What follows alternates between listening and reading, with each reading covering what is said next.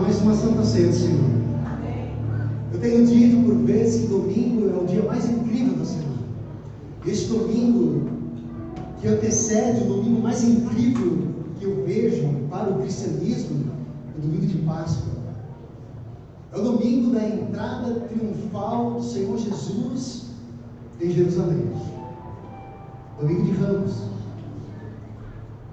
Que nesta manhã a gente possa então celebrar a entrada do Senhor Jesus em Jerusalém, para dar início ao ato mais incrível da igreja, a expressão de um amor mais puro, sincero e verdadeiro. Senhor Jesus naquela cruz entregue por mim e por você. Você pode aplaudir ao Senhor por isso? Com a entrada de Jesus em Jerusalém, por esse, recebendo o domingo de Páscoa. E neste domingo de Santa Ceia, muito especial, é o domingo que nós vamos apresentar os novos membros, aqueles que fazem parte desta família. Se você ainda não recebeu esta oração, eu te convido a você se organizar a receber também. A gente tem primeiro o café com o pastor, depois o café com o pastor, então a gente apresenta esses novos membros que assumem andar com a gente, que entendem o propósito, a visão da igreja. E vocês estão no melhor lugar que poderiam estar nesta manhã. Um lugar que ama Deus, conecta pessoas e compartilha a fé. Então é bom eu convidar o seu Valdir e a dona Elizabeth. Olha como chegou pela primeira vez.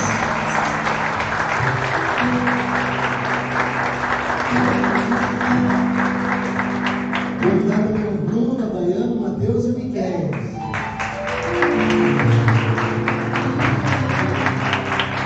E a dona Vilma também. Esses são os que passaram pelo café com o pastor, que é a nossa nova dinâmica, para apresentar os novos membros para a igreja. Eles serão pastor por fechado. E com muito prazer, muita alegria, nós recebemos vocês nesta manhã. Vocês possam somar com a gente. Eu creio que daqui já estão os futuros voluntários que já têm uma disposição em servir pessoas, que a gente possa somar para o reino e fortalecer a igreja local. Os dois meninos também.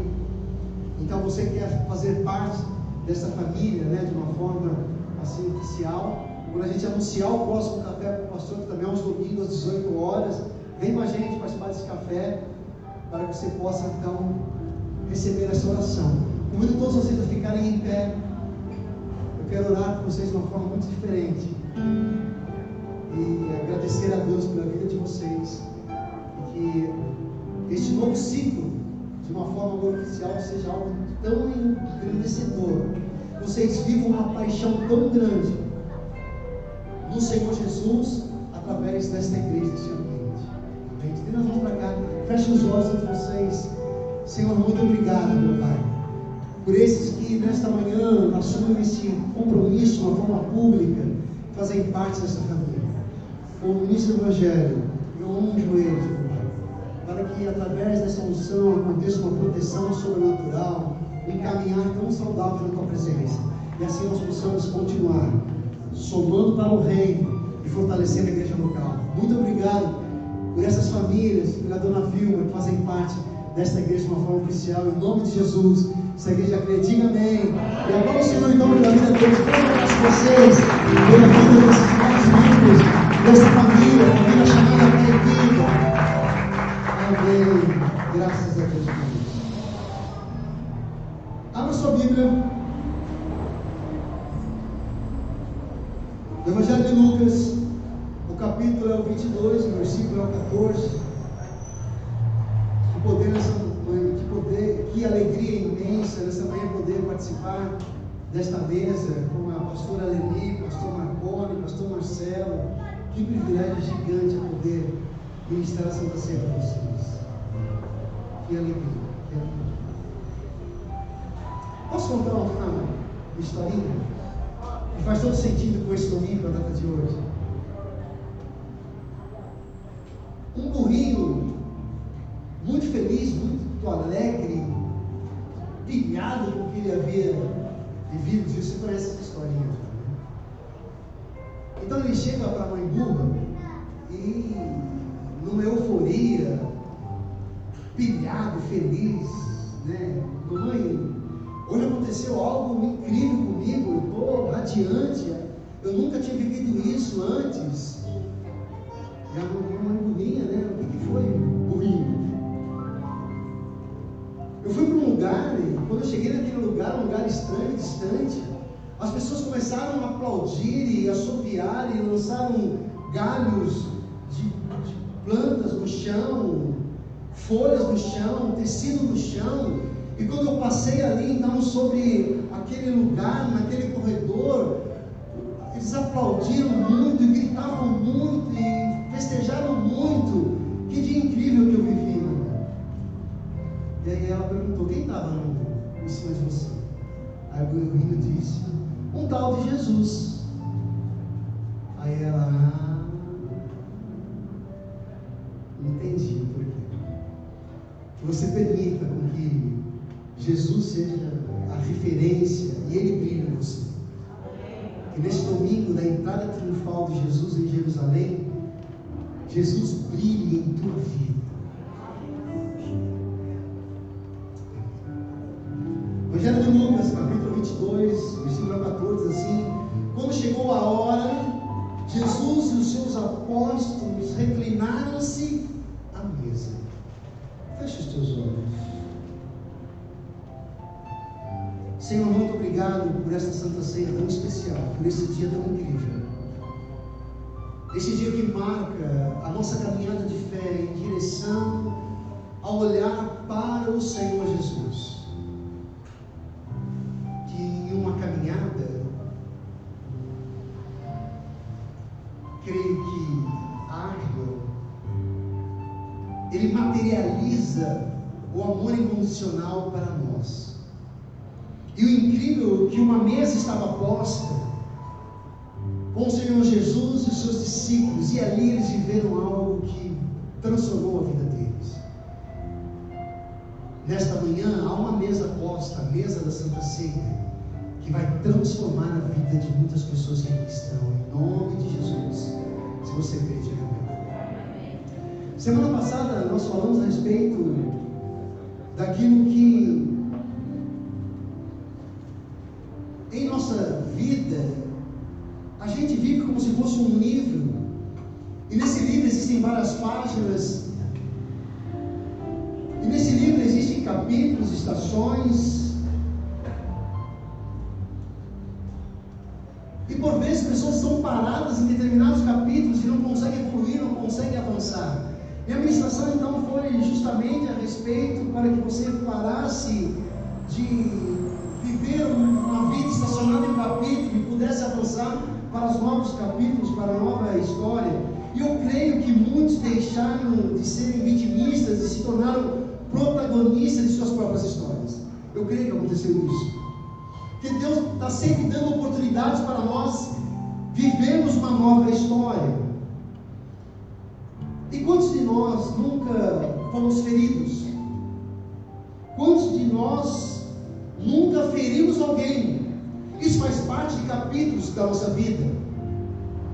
E por vezes, queira você ou não, você fere muito mais, você é muito mais ferido, você muito mais fere do que é ferido. Nós achamos que somos feridos, muito mais. Mas neste capítulo da vida, nós ferimos muito mais do que somos feridos. E nesta manhã a mesa está posta para que esse capítulo passe pela sua vida. Você não fique estacionado em um capítulo de que te feriram, porque você talvez tenha ferido muito mais. E esta mesa que está posta é a oportunidade para a gente virar a página do capítulo. O Evangelho de Lucas, no capítulo 22, do 14 ao 23, tem tudo a ver com o que nós vamos viver hoje. Foi o que Jesus viveu com seus discípulos, uma ceia, dando início ao que nós vivemos hoje como Santa Ceia. Diz assim, capítulo 22, versículo 14 ao 23. Quando chegou a hora, Jesus e os seus apóstolos reclinaram-se à mesa. e disse-lhes: desejai ansiosamente comer esta Páscoa com vocês antes de sofrer. Pois eu lhes digo, não comerei dela novamente, até que se cumpra no reino de Deus. Recebendo o cálice, ele deu graça e disse: tomem isto e partilhem uns com os outros. Pois eu lhes digo que não bebereis outra vez do fruto da videira, até que venha o reino de Deus. Tomando o pão, deu graças, partiu e deu aos seus discípulos, dizendo: isto é meu corpo dado em favor de vocês, façam isto em memória de mim. Da mesma forma, depois da ceia, tomou o cálice, dizendo: este cálice é a nova aliança do meu sangue, derramado em favor de vocês. 21. Mas eis que a mão daquele que vai me trair está com a minha sobre a mesa. O Filho do Homem vai como foi determinado, mas ai daquele que o trai. Eles começaram a perguntar entre si qual deles iria fazer aquilo. Na mesa posta e os discípulos sentados, o Senhor Jesus viveu a traição. E traição é substituição de algo. Judas substituiu Jesus por 30 moedas. Interessante que mais lá na frente, Pedro também traz Jesus. E Pedro vai trair Jesus dizendo que não era discípulo, que não andava com Jesus, que não sabia quem Jesus era, só para manter a sua posição e se sair ileso, porque eles viram e viveram o que havia acontecido com Jesus, porque a traição ela fere o nosso orgulho. Ser traído fere o orgulho. Ninguém quer ser trocado por nada, e muito menos por ninguém. Jesus então, sentado à mesa, celebrando a Páscoa, que era o prenúncio da ceia que seria instituída por ele, naquele momento então, ele sente a dor da traição. Engraçado que Jesus está à mesa com 12 e 2 traíram. Judas ali, depois Pedro um pouco mais à frente. E não perceba que a questão de traição não é algo muito distante. Se de 12, 2 traíram. Interessante que Jesus ali na mesa, ele amava a todos. E Judas então, quando ele vai trair, ele dá um sinal. Vocês sabem da história, que Judas, ele dá o beijo, e o beijo então era a entrega do Senhor Jesus para aqueles homens que levaram preso. Mateus 26, do 49 e 50, diz assim: dirigindo-se imediatamente a Jesus, Judas disse: salve, mestre. O beijou. Jesus perguntou: amigo, o que é que faz? O que é que traz? Então os homens se aproximaram, agarraram Jesus e o prenderam. Jesus chama Judas de amigo. Judas foi chamado por Jesus, vocacionado por Jesus. Jesus deu a ele algo de confiança para que ele cuidasse. E Jesus sentiu a dor da traição, sim. Jesus, ele sente a angústia, pois ele amava todos os discípulos. Então ele se vê numa situação agora daquele que ele amava, já havia expressado amor, aquele que ele havia preparado uma mesa, o traindo. Só que com Pedro foi totalmente diferente. Jesus amou Pedro e ele também o traiu. E com Pedro também chamou, vocacionou, inspirou, deu a direção, tirou ele de uma condição e colocou ele em outra condição. Lucas 22, 31 e 32 diz assim: Simão Pedro, Satanás pediu vocês para peneirá-lo como trigo, mas eu orei por você para que a sua fé não desfaleça, e quando você se converter, fortaleça os seus irmãos. Jesus, ele expressa o seu amor ali então com Pedro, dizendo: Pedro, eu já lutei por você, eu já orei por você, eu já me doei por você. O diabo queria te pegar, queria te moer, ele queria te estraçalhar, mas eu intercedi pela tua vida. Percebe então o quanto que Jesus, ele prova o seu amor aos seus discípulos. Mas mesmo assim então Pedro, ele fala com Jesus. E da mesma forma que Jesus amou Judas e amou Pedro, e lutou por Pedro em oração, para que o diabo não tocasse, não os destruísse. Assim também é com a gente. Jesus, ele nos ama, e ele faz por nós aquilo que nós não vemos. Quando ele revela isso a Pedro, Pedro não sabia do que havia acontecido no mundo espiritual. Pedro só ficou sabendo que Jesus falou, e por vezes nós temos essa proteção sobre nós não vemos, nós sentimos e percebemos alguma coisa errada, que alguma coisa está fora do lugar, alguma coisa está fora de sintonia. Você percebe isso? E o amor de Jesus é que Ele não desiste de nós, Ele luta por nós, mesmo naquilo que nós não vemos, mas sentimos. E aí agora entra então a questão do maior desafio do Evangelho, é amar quando queremos nos vingar. Amar quando queremos nos vingar. Jesus ali poderia ter tido alguma resposta, um posicionamento diferente, mas não, ele continuou amando tanto Judas quanto Pedro. E se nós fizéssemos 3 perguntas para Jesus em meio então a essa traição agora de Judas? Se Jesus, por que você não parou no capítulo da ferida, da traição da sua história? Jesus foi traído, Jesus estava vivendo uma história, ele foi traído, por que Jesus não parou? Uma segunda pergunta é: Jesus, por que você não jogou a toalha, jogou tudo para o alto? Você foi traído por 30 moedas, Jesus, então por que você não jogou a toalha? Uma terceira pergunta: Jesus, por que você não desanimou diante dessa traição? Jesus não parou, não jogou a toalha, não desanimou, porque ele veio por um propósito. E este propósito que fez com que Jesus não parasse no meio de uma caminhada de fé. Ei, saber qual é o teu propósito é o que vai fazer você não parar no meio do caminho. Deus já liberou sobre você um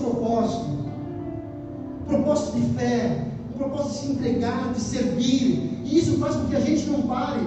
Eu tenho falado isso em algumas reuniões com os voluntários, que por vezes o único motivo que a gente tem para não desistir é o compromisso que nós temos com o time de voluntários. Então o propósito que estava sobre o Senhor Jesus era maior do que a traição ali naquele momento de Judas, e depois mais na frente de Pedro. Então qual é o teu propósito? Como você se posiciona diante de Deus? Eu te convido a parar de viver o dia a dia, dia após dia. Qual é o teu propósito? Interessante que nesse contexto, o propósito do Senhor Jesus ali era incendiar o coração daqueles 12 homens, para que o Evangelho pudesse chegar até nós. Ei, há um propósito, é liberado sobre a tua vida, que eu creio que nesta manhã o Senhor Jesus já está te incendiando, que tem pessoas que precisam serem alcançadas. Talvez até uma pessoa que você traiu, ou que ela te traiu. Isso criou uma barreira, um obstáculo tão grande na tua vida, que tem te imobilizado, tem te engessado para você viver algo grande no Senhor. Talvez a tua vida não tenha avançado, o capítulo não tenha mudado, as páginas não tenham virado, você está presa ao ressentimento de alguém ou de alguma coisa. Mas o Senhor Jesus te trouxe essa manhã para virar a página da tua vida e escrever uma nova história. Se você quer comigo, diga amém. E nesta mesa, Jesus está incendiando seu coração para você viver o seu propósito. Essa mesa que está posta na Santa Ceia. Quem vive com propósito, até as feridas vão servir ao seu propósito. Por isso você precisa identificar qual é o seu propósito. Os novos voluntários, o seu propósito de vida, dentro da tua casa, no seu relacionamento, qual é o teu propósito? Para que você foi criado por Deus? Ele já te vocacionou, você tem facilidade para fazer algo, você tem talento para fazer algo. Então use o que Deus já liberou sobre a tua vida como um propósito. Que em meio a um propósito que você está vivendo, até as dificuldades que irão se levantar, surgir, servem para você viver o teu propósito. E Pedro e Judas traíram Jesus por motivos diferentes, mas eles traíram. E eles tiveram um final extremamente diferente.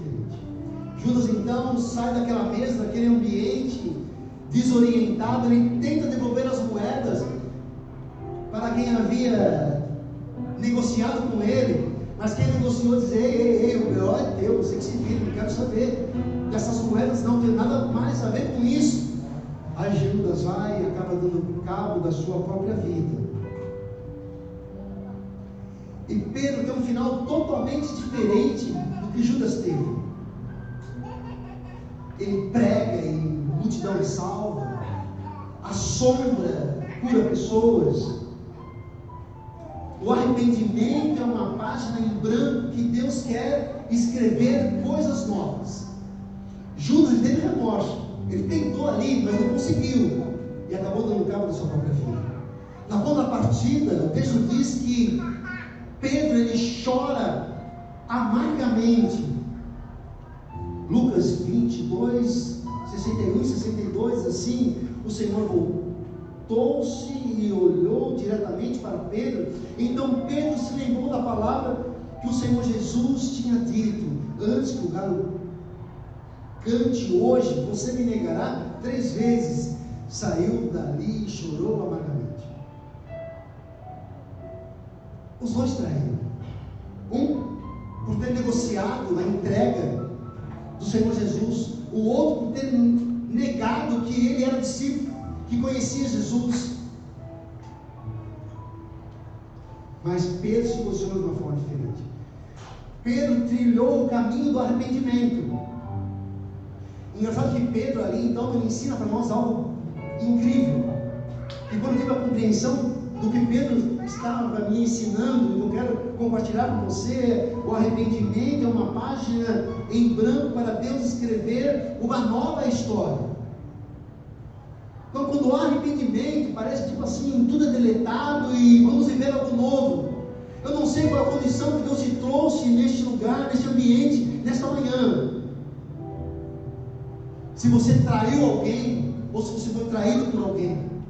Se você tem uma ferida aberta que está sangrando e parece que não cicatriza nunca, por vezes forma uma casquinha tão superficial, uma casquinha, sabe, frágil, que qualquer toque, aquilo volta a sangrar de novo. Mas o Senhor Jesus, essa manhã, Ele quer te dar um novo rumo, escrever uma nova história da tua vida. Eu não sei qual é o motivo, o porquê você precisa chorar nessa manhã amargamente. Eu não sei. Você sabe o que tem travado a tua vida. Eu já contei isso várias vezes e faz muito sentido, porque foi uma experiência que eu vivi. Por anos eu carreguei um sentimento pesado sobre uma pessoa. Pesado. E cada vez que eu lembrava da situação, aquilo me machucava, me desestabilizava, aquilo me feria a minha alma, porque não foi só comigo, foi com pessoas que eu amava, que estavam próximo do meu convívio.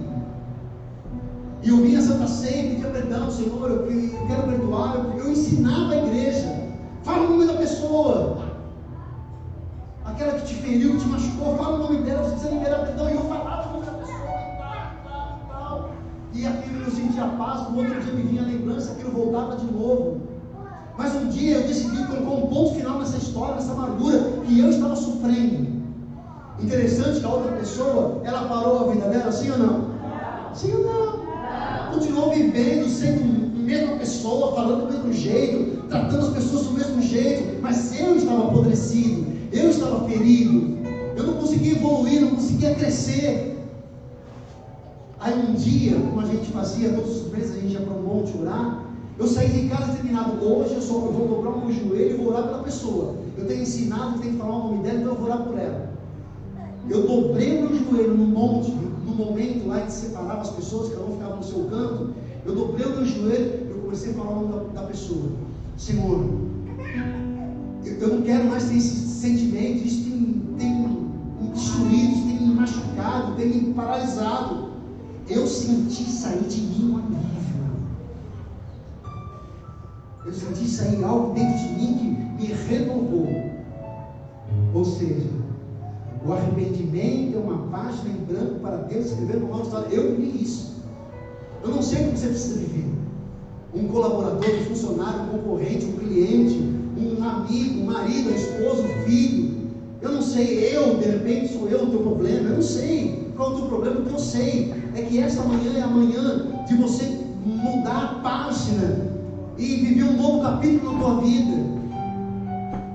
A traição, ela é dolorosa. A traição é você ser trocado por algo ou por alguém.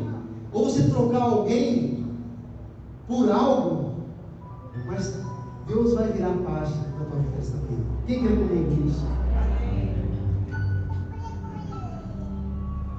Ninguém está aqui para te apontar, para te acusar, para te jogar por chão. Eu tenho até conversado algumas vezes com algumas pessoas que, quando a pessoa peca ou ela trai, ou, enfim, ela só fez aquilo porque ela estava fragilizada. E é muito cruel alguém que vive essa condição de pecado, de dor, você chegar e jogar peso sobre ela. Eu não sei como você vê o que eu vejo, ninguém vai te apontar, ninguém vai te condenar, porque há um caminho a ser trilhado, o caminho do arrependimento. E talvez você está desse outro lado da corda, né, que foi ferido, alguém te machucou, te enganou. Existe um caminho também para você, e esse caminho chama-se perdão. Olha que interessante, acompanhe sempre comigo. Se o arrependimento é uma folha em branco, se o arrependimento é uma folha em branco, o perdão é a tinta que você vai usar para escrever um novo capítulo. Perdão e arrependimento. Diga perdão, e arrependimento. É o que eu e você precisamos para viver algo novo.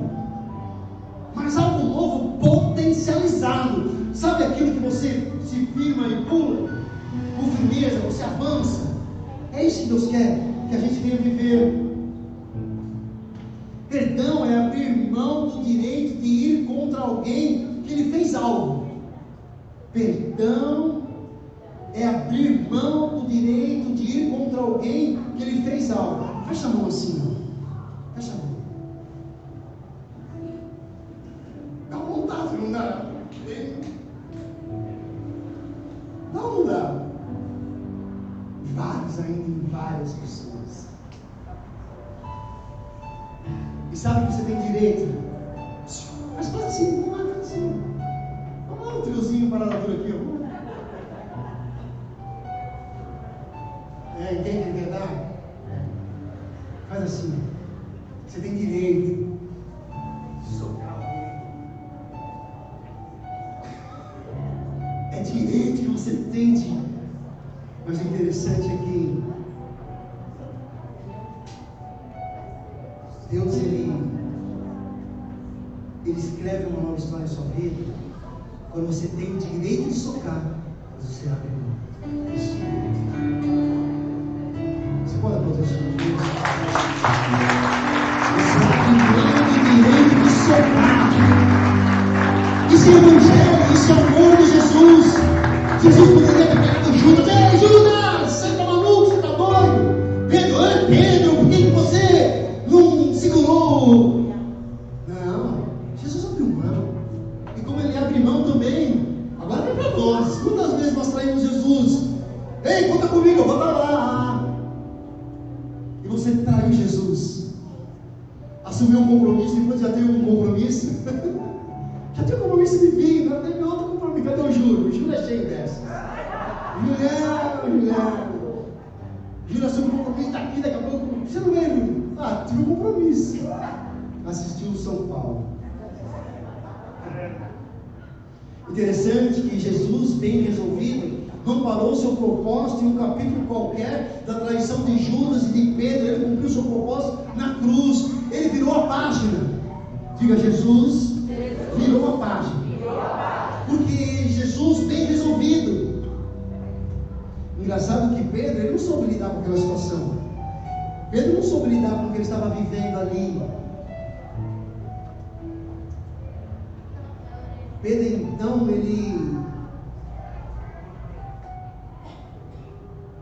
depois do momento que ele nega Jesus, que cai a ficha, quando ele ouve tocar da trombeta, ele, de uma forma totalmente desorientada, Pedro, então, ele volta a pescar, fazer o que ele fazia antes.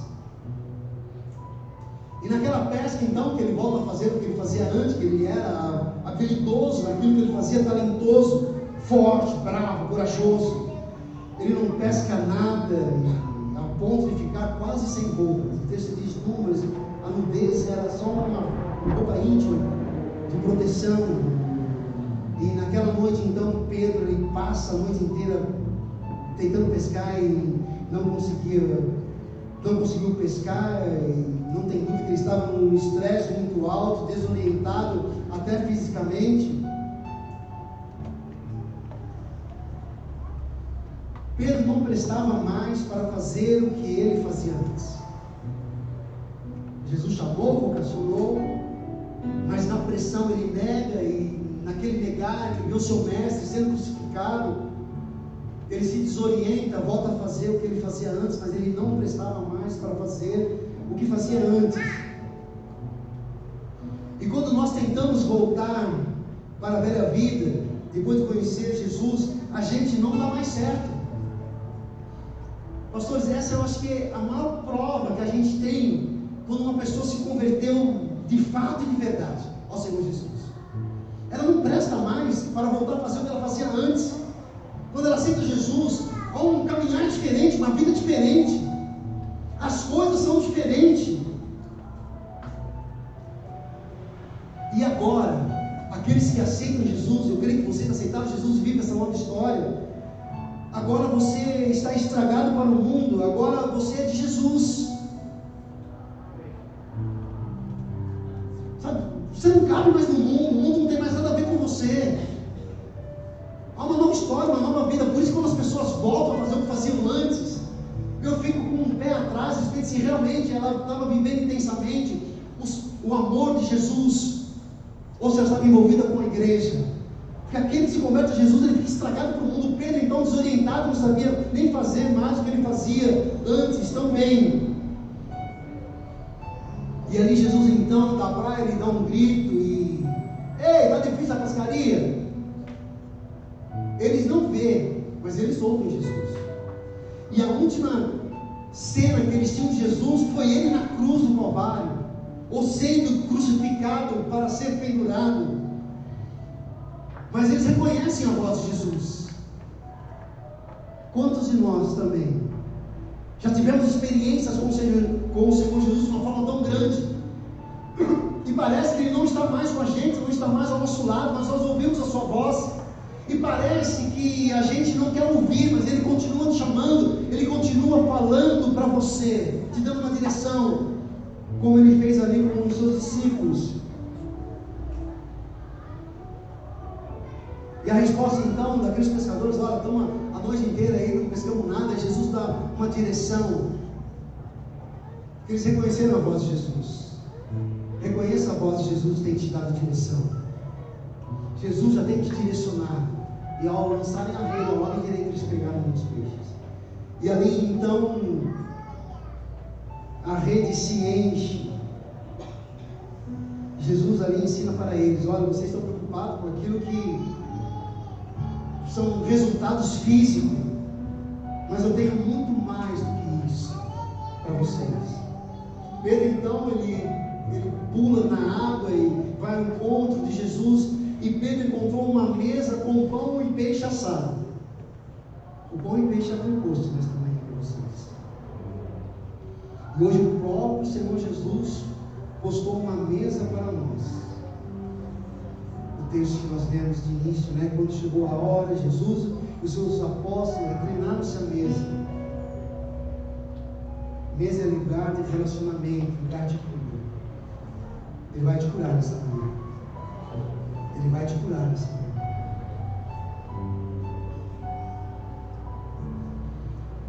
E Jesus essa manhã já postou uma mesa, colocou uma mesa para provar o quanto Ele está com saudades de um relacionamento com você.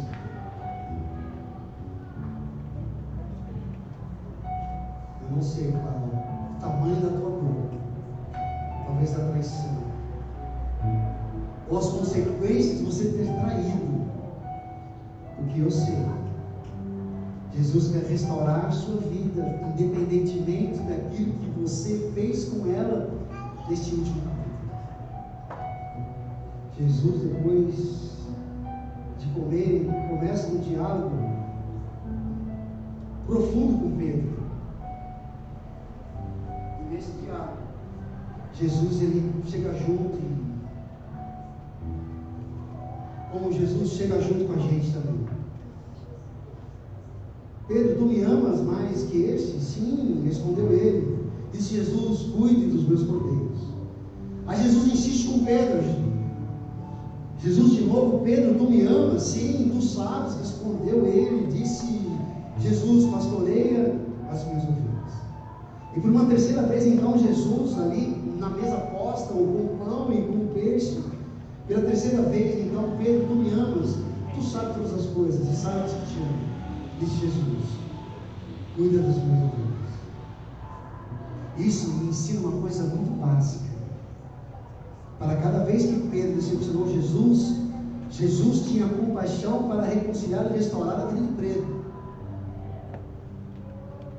Eu não sei quantas vezes você já traiu Jesus, quantas vezes você já decepcionou Jesus, mas para cada vez que você traiu e decepcionou Jesus, Ele tem uma palavra de reconciliação. E Ele quer restaurar a sua vida como restaurou a vida de Pedro.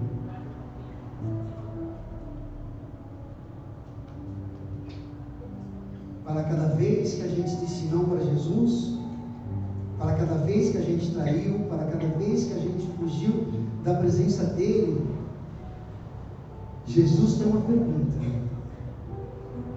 você me ama? Eu não sei quantas vezes você já pisou na bola, você já falhou, eu não sei quantas vezes você já falhou, mas Jesus está te perguntando: você me ama? Feche os seus olhos por um instante.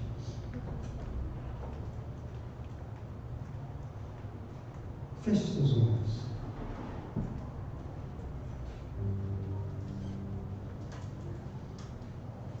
E se você carrega essa dor de ser traído,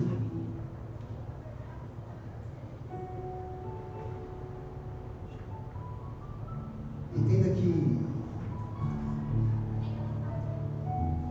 Jesus está perguntando: você me ama? Talvez você ache que essa dor de ser traído nunca vai sair da tua vida. Você confiou tanto, acreditou tanto, depositou tanta esperança, tanta confiança, e houve uma traição. Mas esta manhã o Senhor Jesus trouxe-te a este lugar para escrever uma nova história. Fique em pé no seu lugar.